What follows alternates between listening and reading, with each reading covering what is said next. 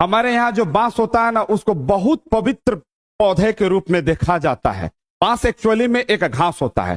बांस जो है ना, जीवन के साथ भी और जीवन के बाद भी चलता है, मतलब जीवन पर्यंत चलता है। याद रखिएगा, जब हमारा जन्म होता है ना, तो जन्म होने के बाद मम्मी को जो घास से या जिस पौधे का पत्ते से स्नान करवाया जाता है, जनरली हमारे यहाँ सेंधवाइट से होता है, लेकिन बाकी शेष भारत में आपको बांस के पत्ते से माँ को स्नान करवाया जाता है छठी के दिन में। आगे जब बढ़िएगा, बच्चा जब थोड़ा सा बड़ा होता है ना, हल्का सा बड़ा, चलने लायक, घिसरने लायक, तो 3 पहिया का उसको गाड़ी दिया जाता है, 3 चक्का वाला, वो बांस का होता है था। याद रखिएगा, थोड़ा सा और बड़ा होता है तो टायर घुमाता है बांस का डंटा से। फिर स्कूल जाता है तो स्कूल जिससे बना हुआ है वो बांस से बना हुआ रहता था, बांस का छपरी होता था, बांस पे खपरा अटका हुआ रहता था। फिर वो जब बड़ा होता है, उसका शादी होने वाला रहता है, आप 1 करोड़ का मड़वा बना लीजिए, 20 करोड़ का मड़वा बना लीजिए, वहां पर बांस का 3-4 डाली जरूर रखा हुआ रहेगा, चाहे लड़का हो चाहे लड़की हो।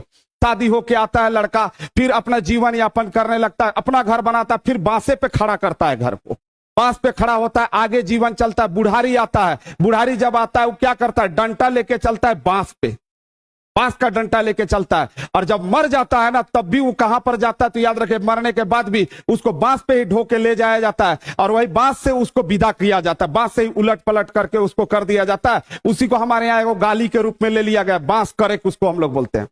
बांस जो शब्द है वो वंश शब्द से बना हुआ है। आपको जगन्नाथपुर के बारे में बता रहे हैं हम, वंश शब्द से बना हुआ है। जब हमारे यहाँ इस साल होली के बाद जितना लड़का लड़की का शादी होगा, वो लोग मोर को पहनता है, मोर बोला जाता है, मोर बोला जाता है, उसको पहनता है। उसको इसी दिन, रथ मेला के दिन में, 9 दिन के अंदर, द्वितीया से एकादशी के बीच में माली मालिन वहां पर रहते हैं, उनको दिया जाता है और बोला जाता है इके सेरवाए दो, मतलब इसको ठंडा कर दीजिए। बहुत सारे लोगों का नजर इसी मोर पर पड़ा हुआ है, ठंडा कर दीजिए। वो लोग मोर को ले जाके कहां डाल देते, बांस पे, बांस के पौधे में डाल देते। क्यों डालते हैं, उसका कारण, बांस जो शब्द है ना, बांस, ये वंश शब्द से बना हुआ है, वंश शब्द का अपभ्रंश है।